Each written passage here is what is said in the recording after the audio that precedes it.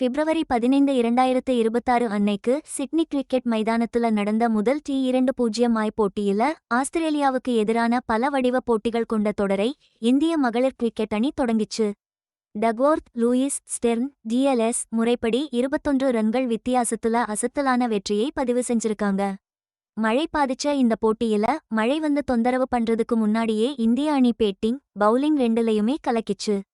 ரொம்பவே சவால் நிறைந்ததா இருக்கும்னு எதிர்பார்க்கப்படுற இந்த தொடரோட ஆரம்பத்திலேயே இந்த வெற்றி இந்திய அணிக்கு ஒரு பெரிய மனரீதியான சாதகத்தை கொடுத்திருக்கு.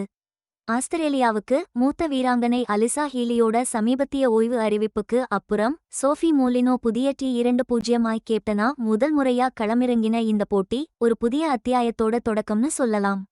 இந்தியாவோட அதிரடியான ஆட்டம், முக்கியமா பவுலிங்ல அவங்களோட வெற்றிகரமான சேசிங்குக்கு ஒரு வலுவான அடித்தளத்தை அமைச்சு கொடுத்தது. இதனால வரப்போற போட்டிகளுக்காக ஆஸ்திரேலியா தங்கள் திட்டங்களை மறுபரிசீலனை செய்ய வேண்டியதா போச்சு. விடாம பெய்த மழையால மேற்கொண்டு விளையாட முடியாம போனதுனால டிஎல்எஸ் முறை கணக்கிடப்பட்டது. ஆட்டம் தடைபட்டப்ப இந்தியாவோட வலுவான நிலைமையை வெச்சு அவங்க முன்னிலை பெற்றதை இது உறுதி செஞ்சது. இந்த முடிவு இந்த ரெண்டு கிரிக்கெட் ஜாம்பவான்களுக்கு இடையேயான போட்டி உணர்வை இப்போதே இன்னும் அதிகமாக்கியிருக்கு. தொடர் பல வடிவங்கள்ல போக போக இன்னும் நிறைய பரபரப்பான போட்டிகள் நிச்சயம் இருக்கும்னு எதிர்பார்க்கலாம். ஆஸ்திரேலியா பேட்டிங் பண்ணும்போது வெறும் 18 ஓவர்லேயே 133 ரன் எடுத்து ஆல் அவுட் ஆயிட்டாங்க. இந்திய பவுலர்களோட பவுலிங் எவ்வளவு சூப்பரா இருந்துச்சுன்னு இது நல்லா காமிச்சது. வேகப்பந்து வீச்சாளர் அருந்ததி ரெட்டி அசத்திட்டாங்கன்னு தான் சொல்லணும். தன்னோட கெரியர்லயே பெஸ்ட் பர்ஃபார்மன்ஸா வெறும் 22 ரன் கொடுத்து 4 விக்கெட் எடுத்து ஆஸ்திரேலியாவோட மிடில் ஆர்டரையே சல்லியா சிதறடிச்சிட்டாங்க. அருந்ததி ரெட்டி ஒரு பக்கம் கலக்கினாலும் மத்த இந்திய பவுலர்களும் அவங்களுக்கு சப்போர்ட்டா ஆஸ்திரேலியா பேட்ஸ்மேன்களுக்கு தொடர்ந்து அழுத்தம் கொடுத்துக்கிட்டே இருந்தாங்க. ஆஸ்திரேலியா தரப்புல ஜார்ஜியா வேர்ஹாம் 19 பந்துல 30 ரன், ஃபோ பிளிட்ஃபீல்டு 19 பந்துல 26 ரன், அப்புறம் எல்லிஸ் பெர்ரி அதிரடியா 11 பந்துல 20 ரன்னுன்னு ஓரளவு ரன் சேர்த்தாலும் அவங்களால ஒரு பெரிய பார்ட்னர்ஷிப் போடவே முடியல. ஆஸ்திரேலியாவோட தொடக்கத்திலேயே ரேணுகா சிங் தாக்கூர் பெத் மூனியையும் கிராந்தி கவுட் ஜார்ஜியா வாலையும் அவுட் ஆக்கி அவங்களுக்கு ஆரம்பத்திலேயே ஒரு ஷாக் கொடுத்தாங்க. விக்கெட்டுகள் தொடர்ந்து விழுந்துக்கிட்டே இருந்தது. அதுவும் பிரஷர்ல அவங்க அடிச்ச அதிரடி ஷாட்களால தான் விக்கெட் போச்சு. இதனால ஆஸ்திரேலியாவால ஒரு நல்ல ஸ்கோர் எடுக்கவே முடியாம போயிடுச்சு. ஆஸ்திரேலியா டீம்ல நிறைய ஸ்ட்ராங்கான பேட்ஸ்மேன்கள் இருந்தாலும் கூட அவங்களால நல்லா ஸ்டார்ட் பண்ணி அதை பெரிய ஸ்கோரா மாத்த முடியாம போயிடுச்சு. இதனால மழை வர வாய்ப்பு இருந்த இந்த மேட்ச்ல பவுலர்களுக்கு டிஃபெண்ட் பண்றதுக்கு ஒரு சவாலான டார்கெட்டை தான் விட்டுட்டு போயிருக்காங்க. ஆஸ்திரேலியா எடுத்த 133 ரன்களுக்கு பதிலா இந்தியா சேசிங்கை ரொம்ப அதிரடியா ஆரம்பிச்சாங்க. டிஎல்எஸ் ஸ்கோரை விட முன்னாடி வரணும்னு ஒரு தெளிவான திட்டத்தோட தான் அவங்க களமிறங்கினாங்கன்னு தெரிஞ்சுது. தொடக்க வீராங்கனைகள் ஷஃபாலி வர்மா, ஸ்மிருதி மந்தனா 2 பேரும் ஒரு வேகமான தொடக்கத்தை கொடுத்தாங்க. வர்மா வெறும் 11 பால்ல 21 ரன்கள் அடிச்சு கலக்கினாரு. ஆனா சோஃபி மோலினக்ஸ் பந்துல ஜார்ஜியா வேர்ஹாம் கிட்ட கேட்ச் ஆகி அவுட் ஆகிட்டாரு. இது ஆஸ்திரேலிய கேப்டன் எடுத்த முதல் விக்கெட்ங்கிறது குறிப்பிடத்தக்கது. வர்மா அவுட் ஆனாலும் இந்தியா அவங்களோட ரன் ரேட்டை கெட்டியா பிடிச்சுக்கிட்டாங்க. துணை கேப்டன் ஸ்மிருதி மந்தனா 17 பால்ல 16 ரன்களோட அவுட் ஆகாம நின்னாங்க. அவரோட ஜெமிமா ரோட்ரிக்ஸும் 5 ரன்கள் எடுத்து அவுட் ஆகாம இருந்தாங்க. கடைசியா மழை குறுக்கிட்டு ஆட்டம் நின்னு போச்சு. அப்போ இந்தியா 5.1 ஓவர்ல ஒரு விக்கெட் இழப்புக்கு 50 ரன்கள் எடுத்திருந்தாங்க. அந்த நேரத்துல டிஎல்எஸ் ஸ்கோர் 29 ரன்களா இருந்துச்சு. ஆனா இந்தியா அதைவிட 21 ரன்கள் அதிகமா, அதாவது ரொம்ப முன்னாடியே இருந்தாங்க. இதுதான் அவங்களோட வெற்றிக்கு காரணமா அமைஞ்சது.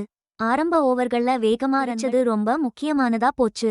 ஒருவேளை மழை வந்து ஆட்டம் தடைபடும்னு இந்தியா முன்னாடியே கணிச்சு அதுக்கேத்த மாதிரி விளையாடுனாங்கங்கிறது இதுல இருந்து நல்லா தெரியுது. மோலினக்ஸ் எடுத்த முதல் விக்கெட் ஆஸ்திரேலியாவுக்கு ஒரு சின்ன நம்பிக்கையை கொடுத்தது. ஆனா இந்தியாவோட திட்டமிட்ட அதிரடி ஆட்டம் மழை வந்து ஆட்டம் சீக்கிரமா முடிஞ்சப்போ அவங்க ஒரு வெற்றி நிலைக்குள்ள இருக்கிறத உறுதிப்படுத்திருச்சு. இந்த தொடரோட முதல் போட்டிக்கு ஒரு தனி முக்கியத்துவம் இருந்துச்சு.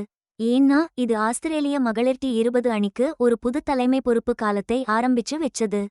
நீண்ட காலமா கேப்டனா இருந்த அலிசா ஹீலி தன்னோட ஓய்வை அறிவிச்சதுக்கு அப்புறம் சோஃபி மோலினோக்ஸ் கேப்டன் பொறுப்பை ஏத்துக்கிட்டாங்க. இது ஒரு முக்கியமான மாற்றம். ஆஸ்திரேலியால ரொம்பவே முக்கியமான ஒரு ஆளான ஹீலி வாக்கா மைதானத்துல இந்தியாவுக்கு எதிரா நடக்கப்போற டெஸ்ட் மேட்ச்ல தான் அவங்க கடைசி இன்டர்நேஷனல் மேட்ஸ விளையாடுவாங்கன்னு எதிர்பார்க்கப்படுது. ஆஸ்திரேலியா அணி ரொம்ப பலமா இருக்கிற சூழல்ல இந்த மாற்றம் ஒரு தலைமுறை மாற்றத்தை உணர்த்துது. மகளிர் கிரிக்கெட்ல இந்தியாவுக்கும் ஆஸ்திரேலியாவுக்கும் இடையிலான எப்பவுமே ரொம்பவே கடுமையா இருக்கும். முக்கியமான உலகக்கோப்பை மேட்ச்கள் உட்பட பல சமயங்கள்ல ரொம்பவே பரபரப்பான போட்டிகளை பார்த்திருக்கோம். 2025 மகளிர் உலகக்கோப்பையை ஜெயிச்சது உட்பட இந்தியாவோட இப்போதைய சிறப்பான ஃபார்ம் இந்த போட்டி உணர்வை இன்னும் அதிகப்படுத்தியிருக்கு. இது பல வருஷமா ஸ்ட்ராங்கா இருக்கிற ஆஸ்திரேலியாவிற்கு இந்தியாவை ஒரு பலமான போட்டியாளரா நிறுத்தியிருக்கு.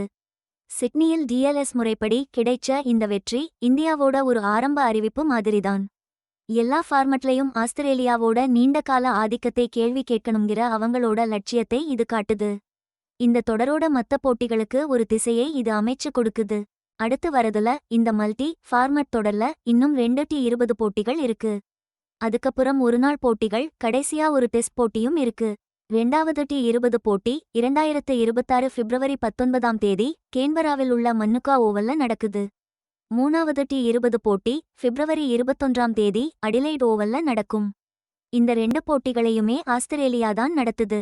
முதல் போட்டியில இந்தியா டிஎல்எஸ் முறைப்படி அதிரடியா ஜெயிச்சது சோஃபி மொலினெக்ஸ் தலைமையிலான புதுசா களம் இறங்கிய ஆஸ்திரேலியா அணிக்கு உடனடி அழுத்தத்தை கொடுத்திருக்கு. அவங்க இப்போ மறுசீரமைச்சு பதிலடி கொடுக்க வேண்டிய கட்டாயத்துல இருக்காங்க. ஆட்ட நாயகியாக வந்த அருந்ததி ரெட்டியோட அபாரமான ஆட்டம் நிச்சயமா அவங்களுக்கும் இந்திய பவுலிங் யூனிட்டுக்கும் ஒரு பெரிய ஊக்கத்தை கொடுத்திருக்கும். ஆனா ஆஸ்திரேலியா தரப்புல அவங்களோட அனுபவமான பேட்டர்ஸ் நல்ல தொடக்கத்தை பெரிய ஸ்கோரா மாத்தி ஜெயிச்சு கொடுக்கணும்னு எதிர்பார்ப்பாங்க. இந்த தொடர் முக்கியமான புள்ளிகளை மட்டும் இல்லாம வரப்போற ஐசிசி டோர்னமெண்ட்களுக்கும் ஒரு நல்ல பயிற்சி களமாவும் இருக்கும். தனிப்பட்ட வீரர்களோட ஆட்டமும், குறிப்பா புதுசா வர்ற இளம் வீரர்கள், மொலினெக்ஸ் மாதிரி புது தலைமை பொறுப்புல இருக்கிறவங்கன்னு பலரோட ஆட்டத்தையும் எல்லாரும் ரொம்ப கவனமா பார்ப்பாங்க. ஏன்னா இந்த அதிரடி கிரிக்கெட் போட்டியில 2 அணியுமே கோலோச்ச போராடுது. அடுத்து வர போட்டிகள்ல இன்னும் அதிக பரபரப்புக்கும் விறுவிறுப்புக்கும் பஞ்சமிருக்காது. ஏன்னா ஆஸ்திரேலியா தொடரை சமன் செய்ய போராடும்போது இந்தியா தன்னோட வெற்றிப்பாதையை தொடர நினைக்கும்.